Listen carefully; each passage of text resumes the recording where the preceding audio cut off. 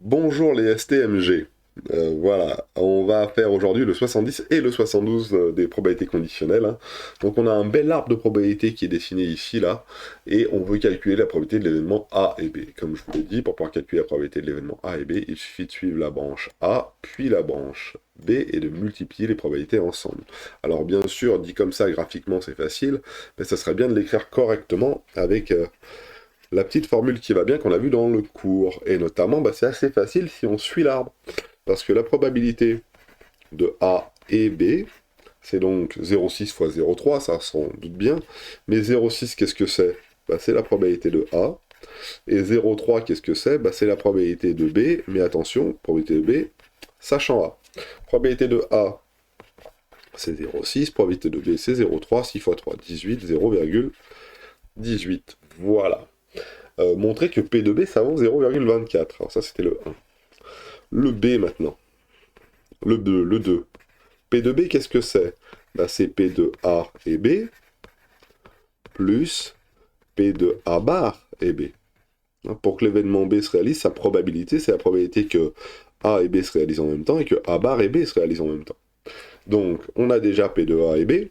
P de A et B, on sait que maintenant c'est 0,18. P de A bar et B, on pourrait écrire la petite formule qui va bien en disant P de A bar fois P de B sachant A bar. Sauf que ici, on va directement mettre les valeurs numériques. P de B sachant A bar, où est-ce que c'est? Oula, on recommence. P de B sachant A bar, qu'est-ce que c'est? Il y en a un là et un là. Donc ça fait 0,4 fois 0,15. Voilà. Donc si je veux bien surligner les choses, ça, c'est ça, hein.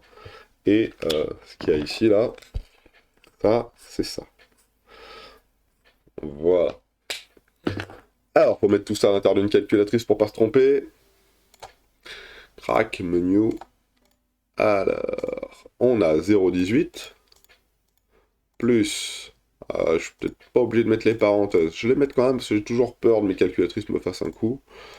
Me fassent d'abord l'addition et puis après la multiplication. Or, c'est l'inverse, faut d'abord faire les multiplications. 0,4 fois 0,15 fois 0,18, et ça fait 0,24 en tout. Est-ce que c'est ce qu'on avait, nous? Ah ça tombe bien, P de B 0,24. Et maintenant, on vous demandait de calculer la probabilité P de A sachant B. Alors, est-ce qu'elle apparaît P de A sachant B? Non. Pourquoi? Parce que on n'a pas la... Comment dirais-je? L'arbre écrit dans le bon sens. Si je voulais P de A sachant B, il aurait fallu commencer l'arbre par un petit b.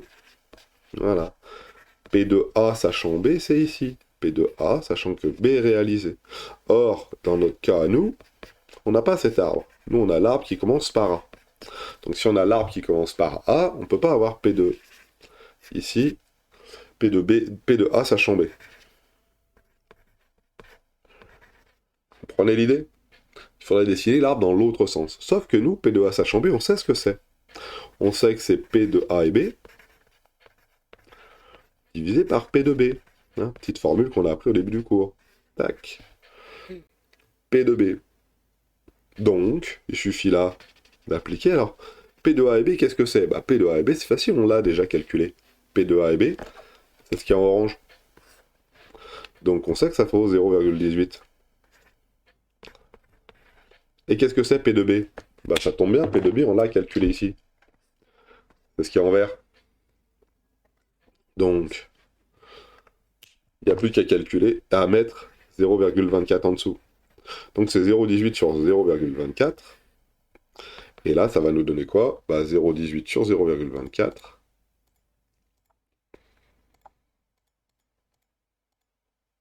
Ça nous donne 0,75.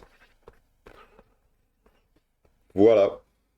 Alors, P de B, on sait que c'est 0,24. P de A, sachant B, on sait que c'est 0,75, 3 quarts. Alors, j'ai écrit un peu gros là. Donc on va l'écrire. On va l'écrire en fait. Écoutez.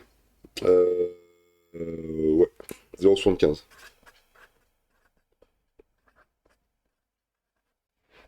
On est d'accord? Donc je vais pouvoir compléter une partie de l'arbre qui est ici, 0,25. C'est pas demandé dans l'énoncé, mais je le fais quand même. Ici, ça va être 0,76 ici, et cette partie-là, là, bah, on la connaît pas. Voilà, on nous l'a pas donné. On pourrait calculer deux, trois petites choses pour essayer de compléter cet arbre-là, mais pour l'instant, ça nous intéresse pas. Nous, tout ce qu'on nous demandait, c'est l'obtention de P de P sachant A, qui vaut 0,75. Voilà pour ce petit exercice. Et on va passer maintenant au 72. Alors, regardons un petit peu ce qu'il en est. Un peu de papier. On est parti. Pour fabriquer sa confiture de fraises. Ah, en plus j'ai faim. Pour fabriquer sa confiture de fraises, Albert, comment il s'appelle? Un artisan, Albert, se fournit auprès de deux producteurs locaux qui s'appellent Aux Fraises et À la Bonne Fraise. Aux Fraises fournit 25% des fruits utilisés par l'artisan. Donc 90 sont gardés pour la fabrication de la confiture. Le reste est mis au compost. Donc grosso modo, il va se fournir dans 25%, le 25% des fruits, c'est aux fraises, et parmi ces 25%, 90% sont gardés pour la confiote, le reste, compost.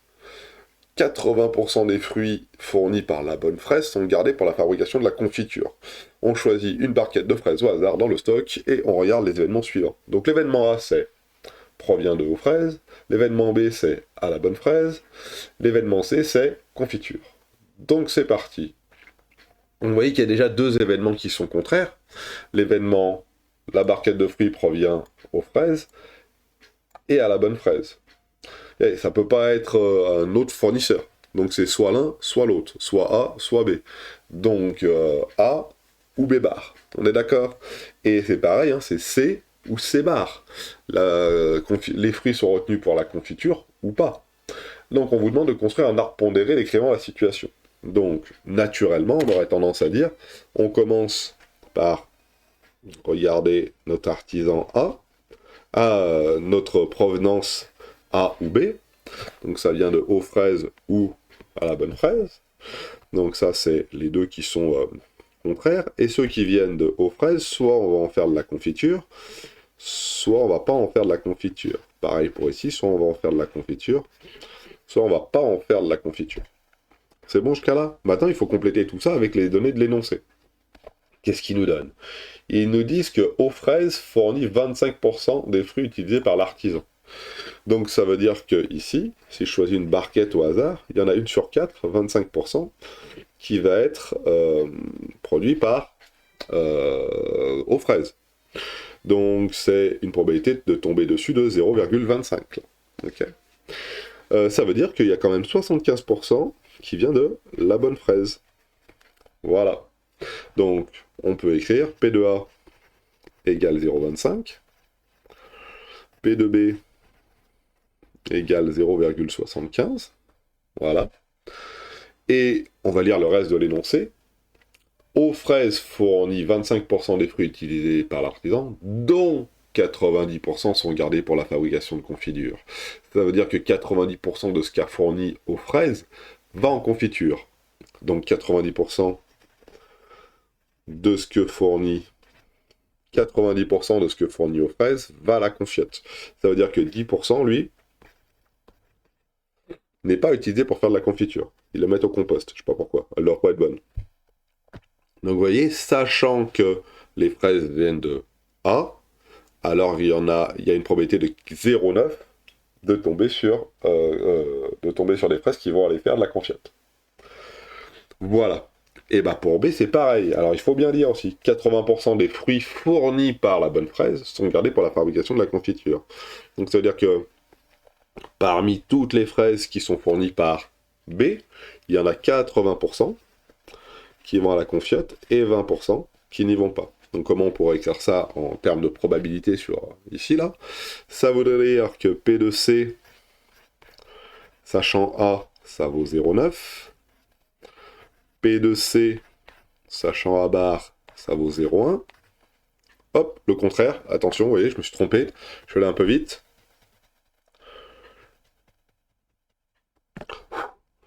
P de C bar, sachant A, qui est la probabilité qu'on tombe sur des fraises qui ne vont pas aller à la confiture, sachant qu'elles viennent de A, c'est 0,1. Et pareil pour ici, P de C B, P de C bar B. P de C B, 0,8. P de C bar B, 0,2. 0,2. Voilà.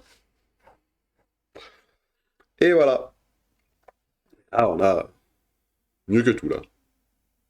Voilà. Construire un arbre pondéré l'excédent de la situation. Alors moi, j'ai pas regardé du tout ce qu'il en était pour les exercices, pour les questions d'après. Donc ça se trouve, je suis allé déjà un peu plus loin. Définir par une phrase l'événement A et C. Donc A et C, qu'est-ce que c'est? C'est la barquette de fraises, parce que c'est des barquettes apparemment, provient de A et va faire de la confiture. Va aller à la confiote. Va aller à la confection d'une confiture, à la fabrication de la confiture. Donc là, vous voyez, ce qu'il y a d'important à bien mettre en avant, c'est le et. Hein. C'est dire, bah, je sais que ce signe-là, ça veut dire et ça provient du producteur A, et ça provient, et ça va aller aux fraises. Donc là, attention, c'est pas dire, c'est pas 90%, hein, c'est parmi les 25% des fraises totales qu'on... on recommence. Parmi la totalité des fraises que on va avoir pour pouvoir travailler, faire de la confiture ou pas, la barquette que j'ai choisie, si je choisis une barquette à l'intérieur de toutes ces barquettes, et ben A et C, ça voudrait dire que la barquette provient et de A et va aller à la confiture. Voilà. Calcul la probabilité de cet événement, donc ça c'était petit a. Bah, P de A et C, c'est pareil, on va suivre notre arbre. Donc si je suis mon arbre A et C, c'est 0,25 fois 0,90. On va quand même l'écrire correctement. P de A fois P de C sachant A. P de A 0,25 fois P de C sachant A 0,90. Alors, à calculette, 0,25 fois 0,9, ça fait 0,225. Voilà. Et C... Ah, alors A et C sont-ils des événements incompatibles? Ah, c'est une bonne question, ça. Alors, incompatible, qu'est-ce que ça veut dire? Ça veut dire, est-ce que P de A et C égale 0? Eh ben, c'est pas le cas. Hein. P de A et G sont différents de 0, donc ils sont pas incompatibles. Donc, incompatible. Voilà. Regardez ça, le mot incompatible, ça veut tout simplement dire que leur intersection est vide. Incompatible, c'est qu'ils ne peuvent pas se produire, entre guillemets, en même temps. Donc, on ne peut pas avoir A et C. Donc, la probabilité d'avoir A et C, ça devrait être égal à 0. Or, là, c'est pas le cas. Hein. La probabilité de A et C est différente de 0, donc pas incompatible. Donc, pas incompatible, donc compatible. Donc, voilà. Et on pourrait écrire... Hein, donc ça, c'est la réponse, hein, c'est notre cas, hein, parce que P de A et C égale 0,225, on l'a calculé juste avant. Donc, ce n'est pas incompatible d'avoir et du A et du C. Très bien. Justifier que P de C est égal à 0,85. Donc ça, c'est la question 3. P de C, qu'est-ce que c'est? Bah, c'est ni plus ni moins que P de A et C. Les fraises proviennent du A et on va en faire de la confiture, ce qu'on vient de calculer ici. Et P de B et C. Les fraises viennent... Oula. Les fraises viennent de B et on va en faire de la confiture aussi. Donc la probabilité que la barquette de fraises que je choisisse parte à la confiote, c'est la probabilité qu'elles viennent de A et qu'elles partent à la confiture, et la probabilité qu'elles viennent de B, ou la probabilité qu'elles viennent de B et qu'elles partent à la confiture. Donc voilà comment ça s'écrit. Donc P de A et C, on vient de voir que c'était 0,225. Maintenant P de B et C, bah, on va essayer de voir ce que ça vaut. Et regardez, alors moi je vais écrire directement le calcul. Hein. P de B et C. Alors P de A et C, c'était en rose ici, c'était en rose ici. C'était en rose là-bas aussi. Et P de B et C, on va le faire en orange. C'est 0,75 fois 0,8. P de B et C, bon, c'est ce qu'il y a au bout là. Hein. C'est 0,75 fois 0,8. Et ce qui va nous donner directement, oui, c'est pas bien difficile. Généralement, ils vous disent d'abord calculer une des parties, puis la deuxième, c'est à vous de la faire tout seul. 0,75 fois 0,8. Souvent, ils vous disent calculer ça, puis ça, c'est des grands classiques d'exercices de bac. 0,875. Je fais une petite erreur là. Ah oui, non, c'est la totale. Ça, c'est la totale. Donc ça fait en tout 0,825. Ça veut dire qu'il y a 82,5% des fraises qui vont partir à la confiote. C'est bien ça, hein. C'est tout. 82,5% des fraises qui vont partir à la confiture. Voilà pour... Ah non, il y en a un autre. Voilà, et on a le petit 4, j'ai oublié la question 4. Interpréter P de A sachant C. P de A sachant C, qu'est-ce que c'est? Alors, P de A sachant C, qu'est-ce que c'est? Bah, c'est, si j'applique la petite formule que j'ai appris dans mon cours, c'est P de A et C, que je connais. Voilà.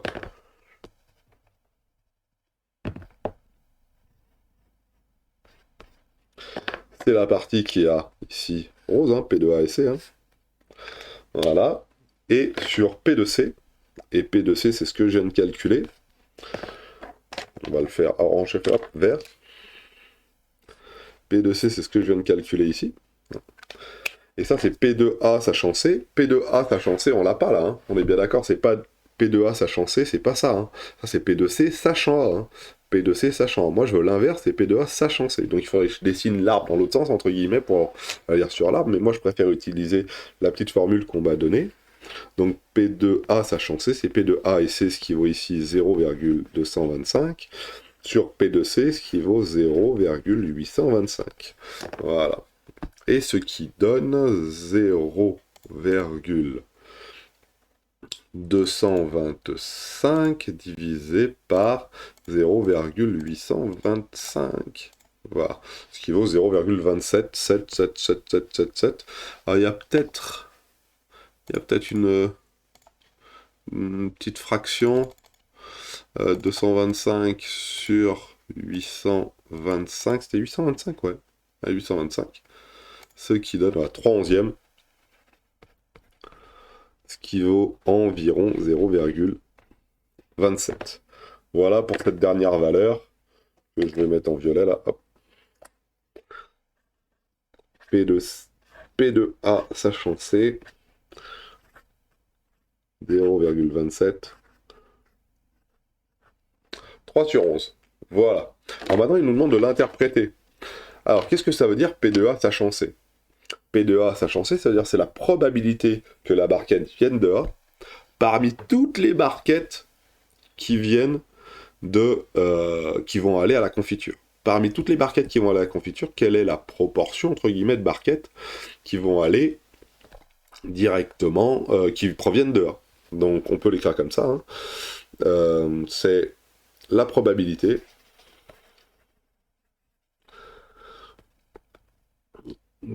que la barquette vienne de A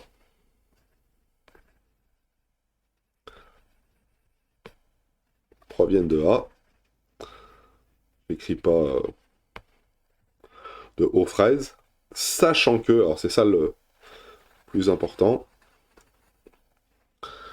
sachant que, ça c'est extrêmement important, sachant que elle est destinée à la confiture.